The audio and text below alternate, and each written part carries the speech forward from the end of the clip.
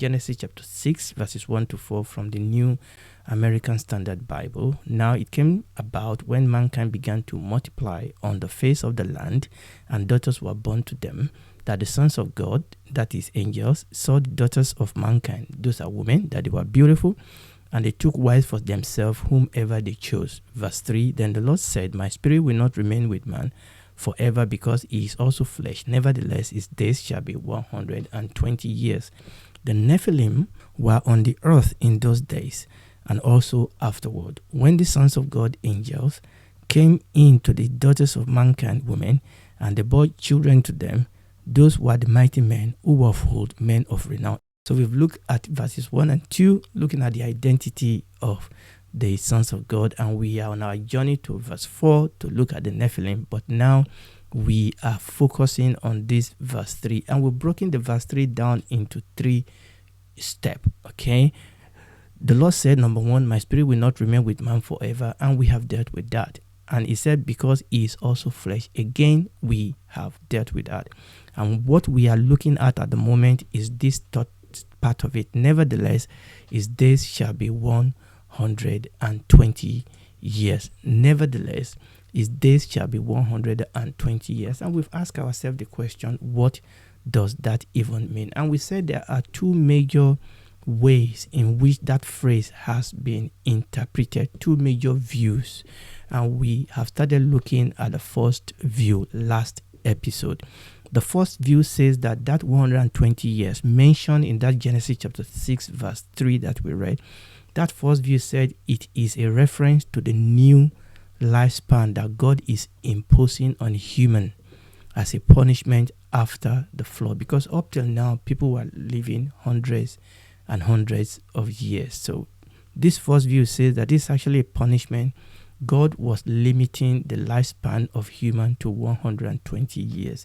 And we have proven that this view is not supported by the scripture. It is clear that after the flood, men were living well over 120 years, even up to 500 years after the flood, during the time of Abraham. So that cannot be what God was saying in Genesis chapter 6 verse 3. He was not setting an average or a ceiling for the age of men post-flood. Now, quite coincidentally, in our days, the maximum lifespan is 120 years. The average lifespan is about 70 to 80 years, but the emphasis is in our days.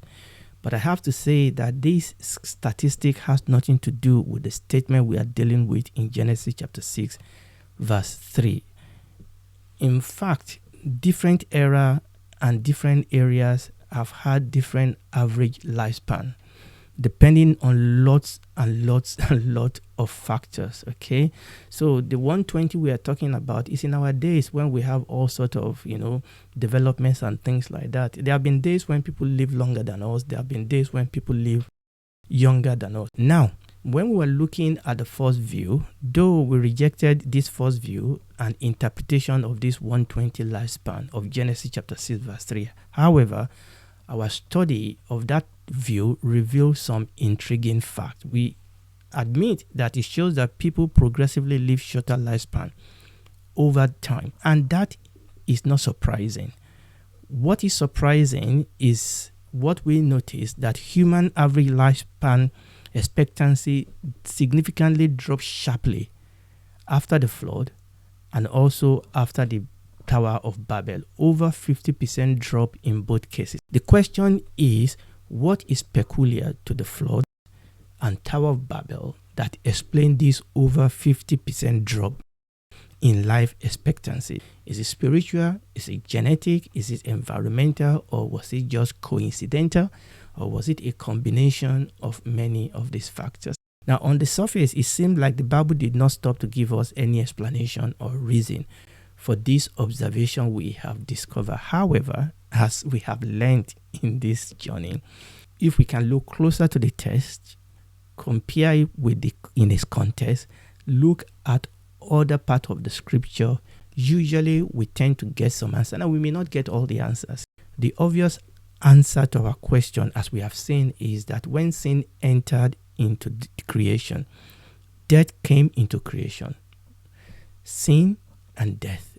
And death inevitably will bring pollution, will bring corruption, will bring degeneration. Okay, that is taken for granted. So that definitely explains part of the way that human longevity on earth was dropping. Now, let's establish this by reading from the scripture. Let's read the book of Romans, Romans chapter 6, verse 23. For the wages of sin is death, but the gift of God is eternal life through Jesus Christ our Lord. Ezekiel chapter 18, the second part of verse 4.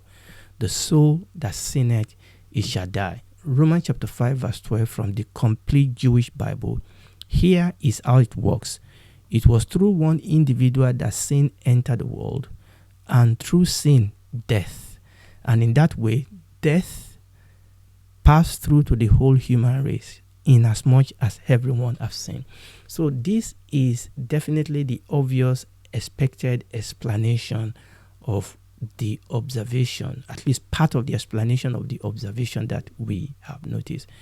Romans chapter 6 verse 23 says, for the wages of sin is death. Actually, let's take a closer look at this Romans chapter 6 verse 23. The wages of sin is death. The word wages there, the word wages in that sentence is very pregnant. Now, there's a metaphor that Paul was using here, and the metaphor is that of warfare leading to slavery. When you read the book of Romans chapter 6 in general, that is the metaphor that Paul was using. It was the metaphor of warfare that leads to slavery of those people that are conquered. And the word wages that Paul used in verse 23 signifies the food and pay which the Roman generals give to their soldiers for their military service. So that means this word wages means what a man deserves, what a man merits. Okay, obviously what a woman deserves, what a woman merits. So we can put it this way. Sin is a conflict. That sin is a warfare against God. Sin is actually rebellion, is a conflict, is a warfare against God. And death is the reward and the result of sin. In other words, death is the deserved and the merited reward for sin. And as we have seen in past episode, death here is more than just physical death. You remember when we were talking about when God told Adam and Eve, the day you eat it, you will die, or surely you will die. It is much more than just physical death. Death is everything that is the opposite of eternal life. Death is everything that is opposite of eternal life. And actually, that is the contrast. If you read the whole of Romans chapter 6, verse 23, that's the contrast. It was contrasting death with eternal life. Just like you can contrast darkness with light. So death is everything that is opposite eternal life. In eternal life, there's light, there's health, there's peace, there's rest. In death, there's darkness, there's confusion, there is sickness, there's disease. That is what this is telling us here. So death is physical, it is mental, it is spiritual, it is environmental, and so on and so forth. And death is the deserved and the merited reward for sin. So death infested both human and creation. Death came in and polluted everything. And we have seen that the event of Genesis chapter 6 verses 1 to 4 was a significant low of all low in the sinful act of human. There was an unprecedented acceleration of sin, evil and wickedness because of this direct human spirit unholy alliances. And this is what obviously eventually led to the judgment of the flood. So this Genesis 6 days affair will inevitably have brought increase in natural disaster, disease, accident, and the like that will have affected human genetics and environment even before the flood. And all this will inevitably progressively shorten humans' lifespan as sin and evil gain foothold in both human's life and society. Okay, so the inworking of sin inside human, what Genesis chapter 6 verse 3 called flesh, and the general deterioration in the fabric of human society meant that human lifespan inevitably took a hit and men progressively die young.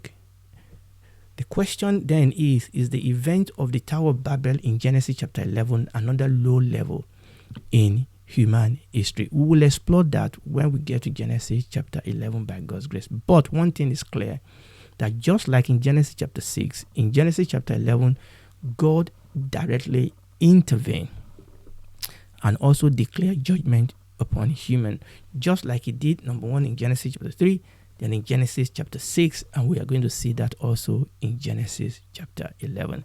Now, what I am establishing is that the grievous nature of human sin in Genesis chapter 6 and Genesis chapter 11 clearly contributed to an acceleration of the decline in human quality and quantity of life. This partially explains the significant sudden dip in lifespan we notice at the point in that graph that I showed you. Now, the next query is, in addition to the above, are there other specific factors peculiar to Genesis chapter 6 that contributed to the over 50% drop in life expectancy? And the answer is yes.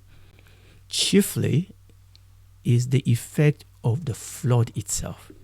We have seen the effect of sin, which obviously break the flood. But the effect of the flood itself, we know that the flood ended the life of all living things, obviously, except the 8 people that were in Noah's ark. What is the effect of the flood on life afterwards? Now, that is often the point we don't always think about. Okay, so the flood ended the life. Everything was destroyed. 8 people with some of the animals were saved in Noah's ark. But the question is, how did the flood and the event leading to it and the result of the flood, how did it affect life on earth afterward? We need to understand that the earth after the flood was dramatically different than before the flood. And that has an impact upon human and human society. I will say that again. The earth after the flood was clearly dramatically different than the earth before the flood. There will have been climate and atmospheric changes. There will be changes in hydrological cycle. There will be changes in geological features. There will be potential increase in harmful radiation reaching the ground level. There was change in human dietary habit. You remember that we said that before, human diet was solely plant-based.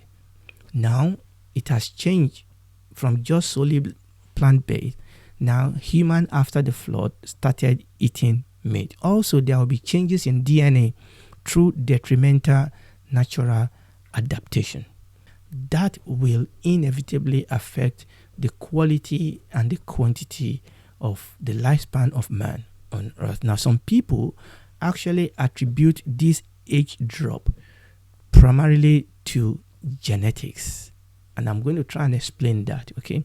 So some people actually believe that genetics play a bigger part in this drop that we see here. Now, obviously, science has discovered that our entire human body are built by our DNA. Yes, okay?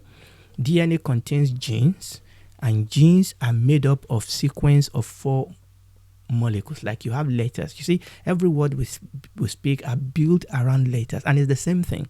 Genes are made up of sequences of these 4 molecules, and these 4 molecules, they are sequenced in all sorts of complex way. Okay, so a gene has thousands or more of these 4 letters. So the DNAs contain genes, which in turn are made up of an almost infinite varied sequence of these 4 molecules or of these 4 letters. I'll say that again.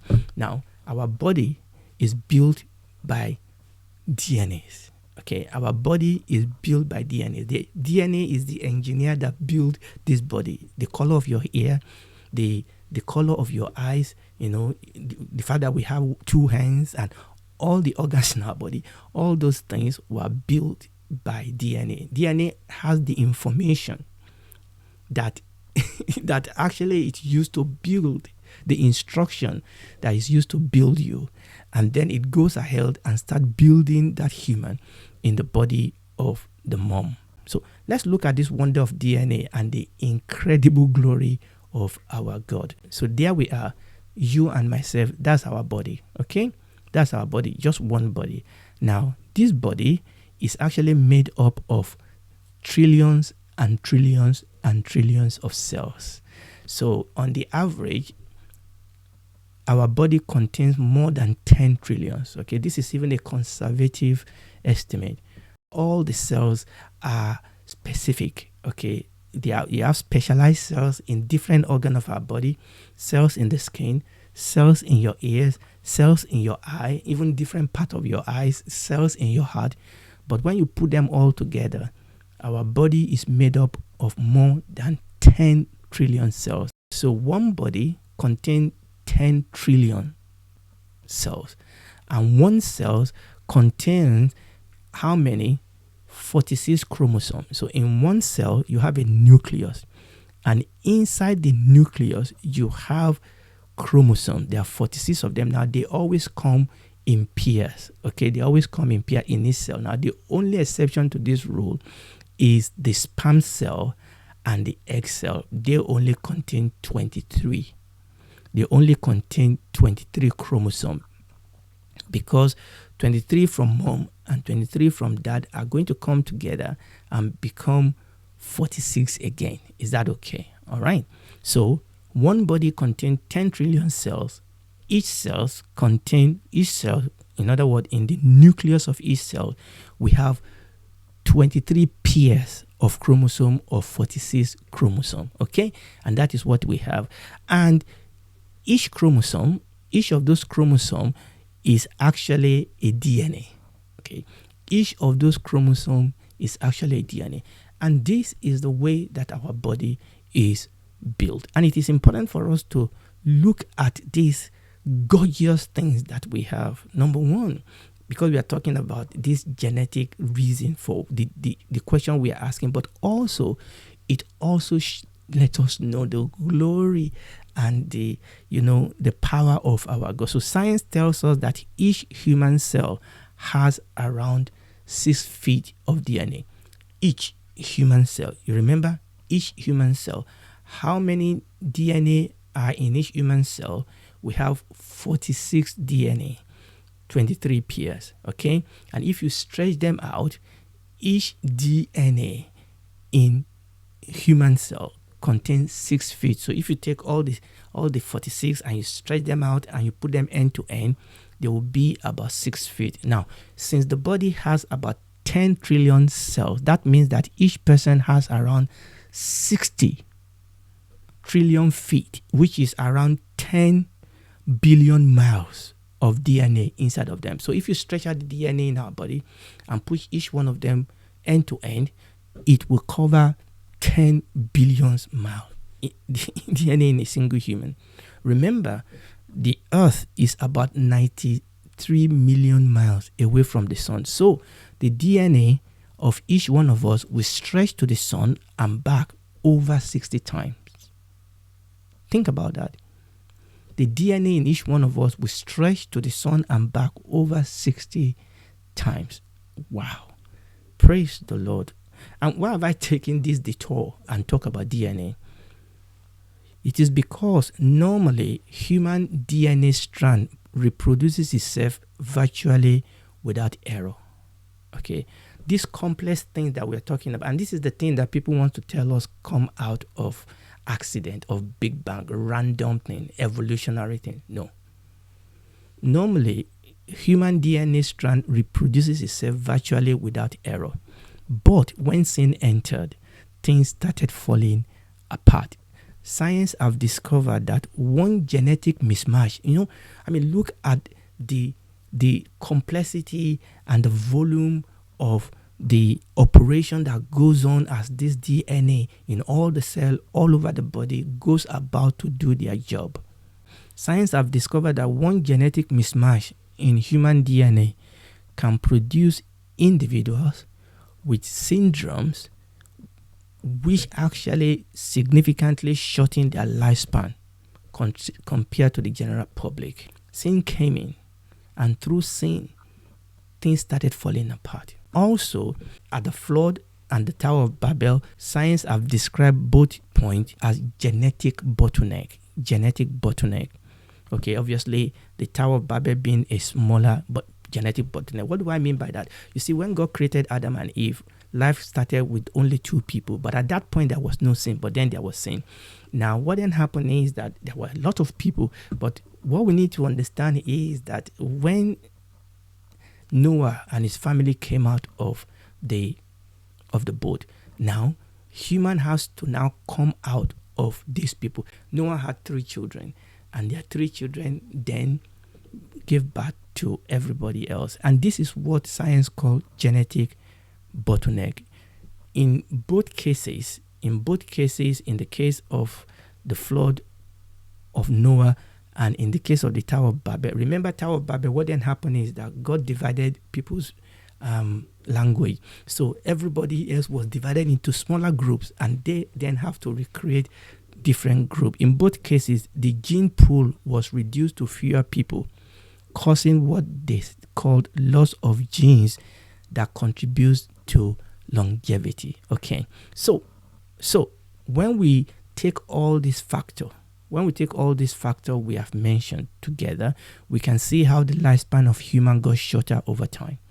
And we can also see why the sudden drop after the flood and after the Tower of Babel. Okay, I'm going to stop there today. And if you are listening to me and you're not born again, you've not accepted Jesus Christ as your Lord and Savior, I implore you to do it. Do it now. God loves you. He died for you so that you may not be lost. Come to Him, accept that you are a sinner. Take the gift of salvation from the hand of the Savior. Ask Him to save you. He will save you. You'll become a daughter, a son of God, member of His family, citizen of His kingdom. He will walk the rest of your life with you. You will grow in your knowledge of Him. Join a Bible-believing church. And when this is all over, you and I can spend eternity with Him in the new heaven and the new earth. Do it right now.